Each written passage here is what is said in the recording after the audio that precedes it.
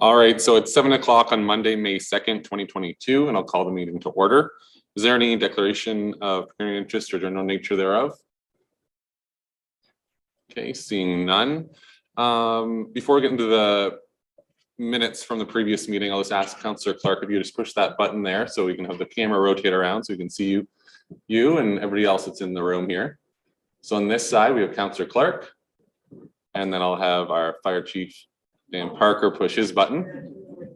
Here we go. So we have Councillor Brody, and then Deputy Mayor Hendricks, our Treasurer, Johnny Pereira, our Public Works Manager, Coulter Cahill, and our Fire Chief, Dan Parker. All right, so moving, and then I guess I'll say on screen as well. Oh yeah, we have Mike at the front here beside me.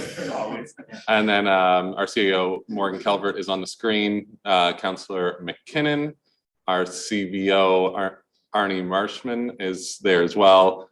And then Andrew Neely, our drainage super. So minutes of the previous meeting, and those were from April 19th. Mover and seconder for those. Okay, Councillor Clark and Deputy Mayor Hendricks, all those in favor. And that's carried. So correspondence, our next regular meeting is on Monday, May 16th at 7 o'clock, and then followed by June 6th at 7. So recommended readings. We have the Blue Water Recycling Association, their Board of Directors meeting highlights for April, as well as their annual report for 2021.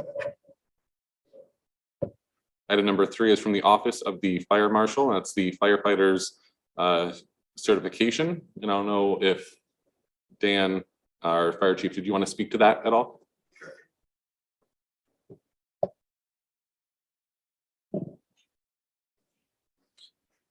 Thank you, Mr. Mayor. Through you to Council, the Fire Marshal's office back in the past, originally it started in 2018.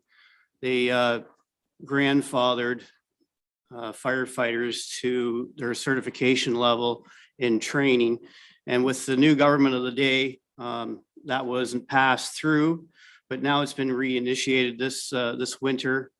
The Fire Marshal's office has moved ahead and has started certifying to they've called it a legacy training as well. So we're basically the pendulum swung one way and now it's coming back and meeting in the middle. For us, it doesn't mean we're trained to a certain level, and it doesn't mean a lot for us right away, but going forward, we will obviously have to keep our certifications up. And yeah, that's about all I have for that. Okay, thank you, Chief. Is there any questions at all on that? Okay, I don't see any. The next item for the correspondence is from the Municipal Property Assessment Corporation, MPAC, and it's their 2021 performance report. And then from the Asaba Bayfield Conservation Authority, it's their board meeting minutes for March. Moving into the action required, resolution from the City of St. Catharines, and it's regarding the Housing Affordability Task Force. Okay, next one is from the Town of Halton Hills, build it right the first time. Okay, Councillor Clark. I just want to make a comment. I think it's an interesting idea, and I get this build it right. The problem I have with this document is that it refers only to the green piece.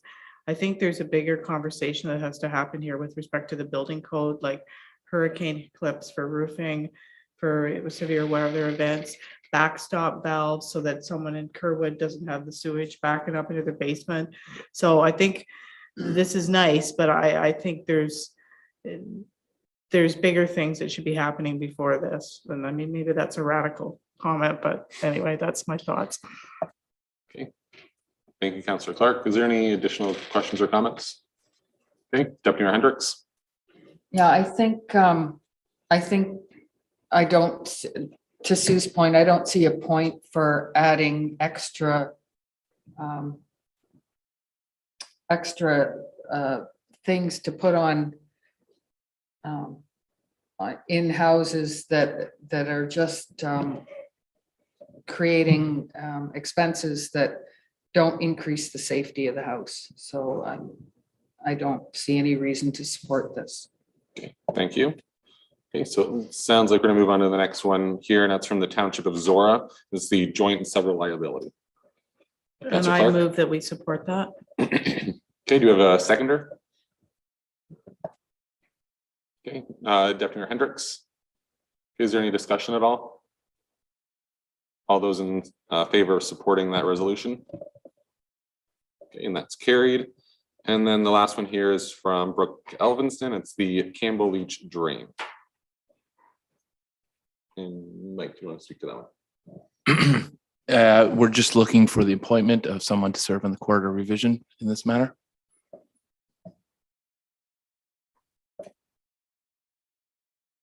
I don't know. Councillor McKinnon. I'll move that the mayor sit as our representative on the corridor revision. Did I just say something that someone else had already commented on? No. No. My mic wasn't on. I asked Mike how he wanted, if he had somebody in mind, and you had somebody in mind, so that's perfect. And I'll second that. Alrighty, all those in favor? Okay, and that's carried. Okay, what date is that? We'll put that in the calendar. Okay. So that's it for correspondence. We just need to have a motion to receive and file the items CC1 through to 6 and possibly 7. I forget which ones. Mover and seconder for those. Yeah. Councillor McKinnon and Councillor Clark, all those in favor, and that's carried. Alrighty, so we're gonna have the staff reports, and our first one is from our chief building official, Arnie, and that's the first quarter for 2022 building activity summary. Arnie. Yes, good evening. Thank you. Through the mayor to council. I just wanted to come and speak to council today to present where we're at after the first quarter. And I'd like to do this every quarter to council. So so you have a good idea of what's happening in the building division. No surprises. We're generally in line with previous years. I think we had 15 building permit applications in the first quarter, and we've more than doubled that with where we're at this time. So things are healthy and average, if I can say. And further to that, I'm certainly open to questions about this first quarter building report, but just based on some conversation that council had regarding the Halton Hills council resolution. Middlesex Center has adopted a green builder recognition program, and it's a program where we encourage sustainability and energy efficiency. It's not required, but we encourage it. And we've developed a set of parameters that if a builder wants to participate in the green builder program, we would recognize them at the end of the year at a council meeting. We present them with a plaque and congratulate them for exceeding building code requirements. And we brought that to Lucan Biddulph's council a few years ago, and they've adopted that program as well. And we are somewhat reinventing the program now. It's about 5 years old, and suggestions such as hurricane clips on trusses is something that we are considering bringing in. And if a builder wants to participate in this program, again, we would recognize them and congratulate them, but it's not mandatory, but it's just good practice of ways you can exceed the building code. So if council's interested, when we revamp this program, I'd be happy to bring it to Adelaide Metcalfe for consideration as well. And again, it's just a voluntary program where you can recognize the home building community for exceeding building code requirements. But otherwise, I'm open to questions about today's report as well. Okay, thank you, Arnie. I think that'd be a great opportunity for our council to look at that after Middlesex Center updates those qualifications. Okay, is there any questions at all on the report or on that initiative? Councillor McKinnon. Through you, Mayor Curtis, to Arnie. Arnie, with your report, you show our revenues as 26,000, I think it is. I haven't got my glasses on, but how is that in relationship to expenditures for the quarter? Good question. Through the mayor, we have not, we still, at the time of putting this staff report together, we have not issued our first quarter bill to Adelaide Metcalfe. Okay. You certainly have recouped more fees than it would cost to have us represent you and to issue the permits. But I will bring that in my first half report. I'll bring an update to council about the cost to Middlesex Center and what we're charging. All right. Thank you, Aaron. You're welcome. Okay, is there any other questions at all? Okay, seeing none, so we need a motion that the first quarter for 2022 building activity summary be received for information. Okay, Deputy Mayor Hendricks and Councillor Brody, all those in favor? And that is carried. Okay, thank you, Arnie. Thank you. Okay, next we have the Baker Drain, and that is the accept the request of an appointment of the engineer, and we have Andrew Neely for that report, our drainage super. Thank you, Mr. Mayor. This is a reasonably straightforward request. On the 5th of April, staff received a request to reconstruct part of the Baker Drain under Section 78 of the Drainage Act. In response, staff sent out notices to all landowners on the drain. This isn't always done, but I've mentioned before, and I'll say it again, that this is, I think this provides a better, smoother process before an engineer is appointed, just to kind of get a better idea of what the situation is. And also, when people know about that there has been a request submitted to the municipality before, then it tends to run smoother.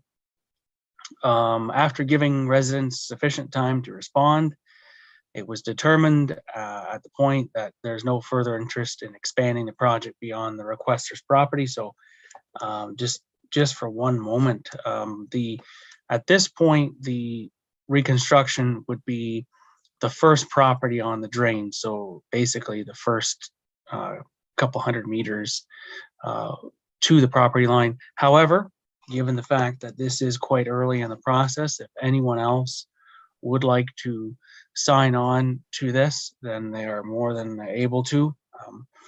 And it should be considered standard that this drain is, I believe it's in the area of 50 years old, and so that the standards of drainage have changed in the last number of years, and so this should be considered standard or normal for a drain to last about this long. And it is why I recommend that council appoints Breton Associates to write a report to reconstruct the Baker Drain on the request received from the owner of concession 13, lot 12 of the former Metcalfe Township. Okay, thank you, Andrew. Is there any questions or comments from members of council? Seeing none, we have the recommendation in front of us. So we have a mover and seconder. Okay, Councillor Brody and Councillor Clark. All those in favor? And that's carried.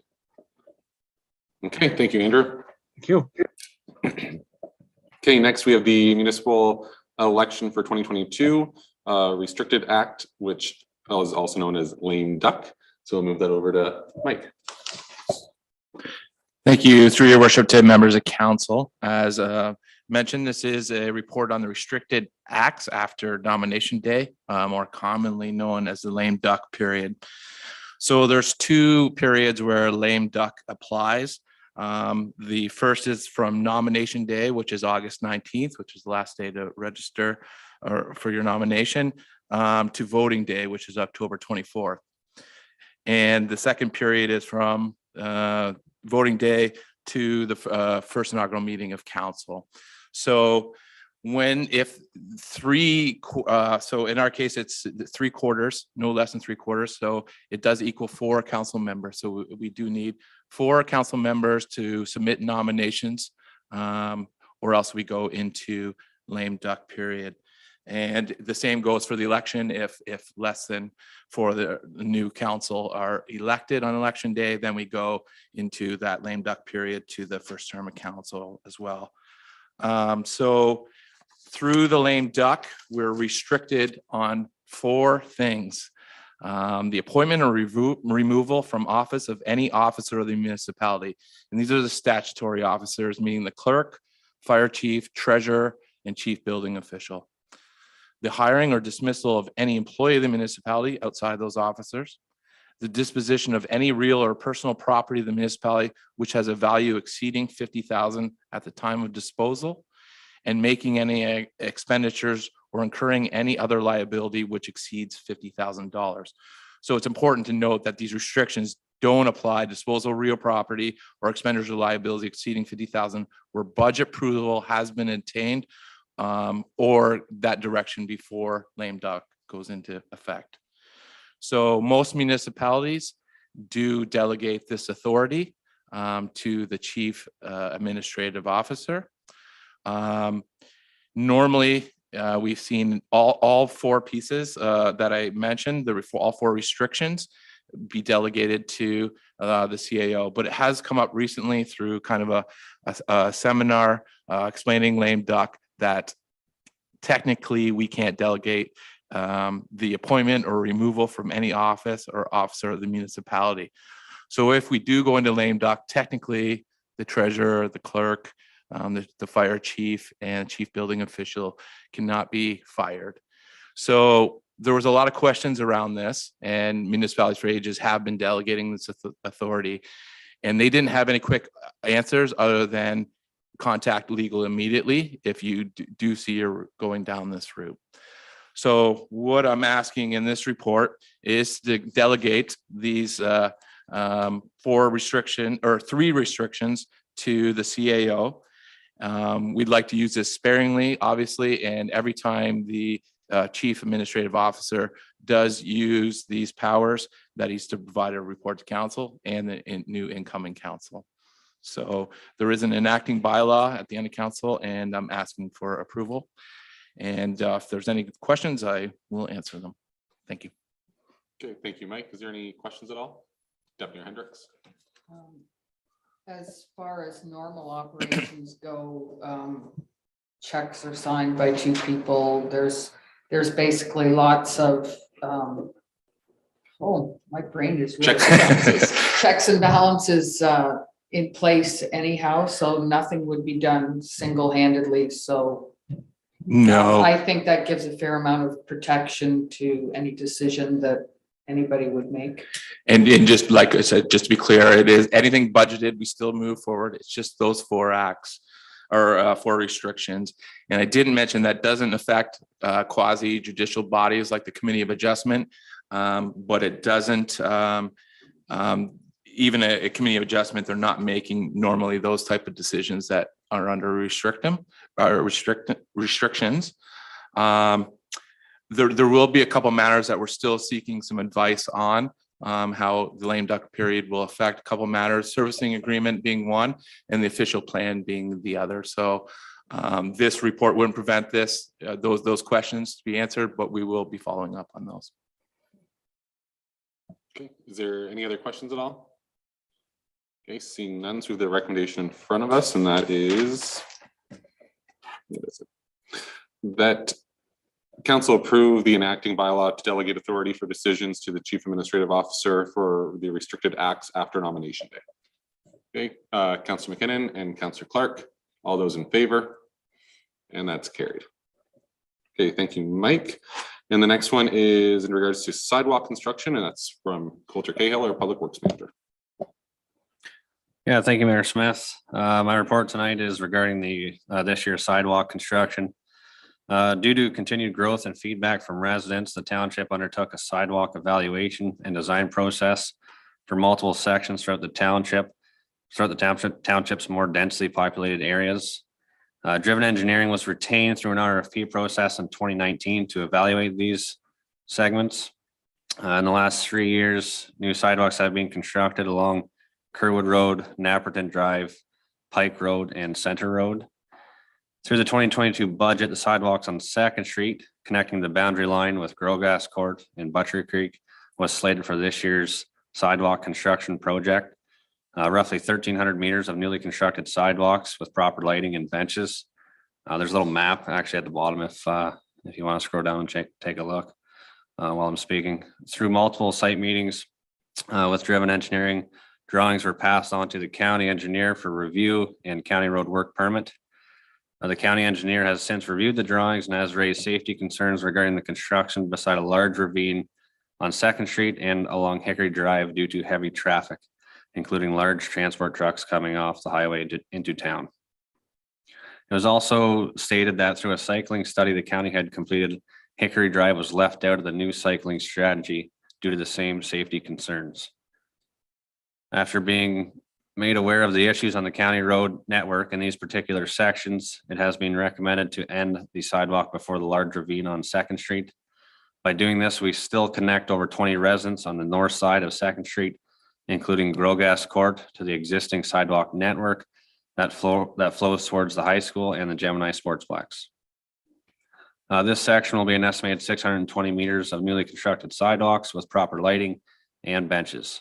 It is noted that we are in the early stages of working towards a solution connecting Butchery Creek to sidewalks on Second Street with the possibility of a multi-use trail. I will say these are very preliminary ideas at this time, so I won't get too far into it, but we have started talks of making something happen. In the 2022 budget, there was $270,000 allocated for this entire project. By deferring 680 meters of the 1,300 meters of sidewalk, the updated estimated cost in discussion with the engineer is still going to stay at $170,000. We have a little extra in there this after taking half it away just because of what we've seen in the tenders this year. Everything obviously is with COVID has there's a lot of unknowns. Anyways, the recommendation is in front of you and I will open it for questions if there is any. Okay, thank you, Coulter. Is there any questions at all? Okay, not seeing any. So we have the recommendation in front of us. We have a mover and seconder for that. Okay, Deputy Hendricks and Councillor Brody. All those in favor? And that's carried. Okay, thank you, Coulter. All right, so it looks like the next section is our closed session.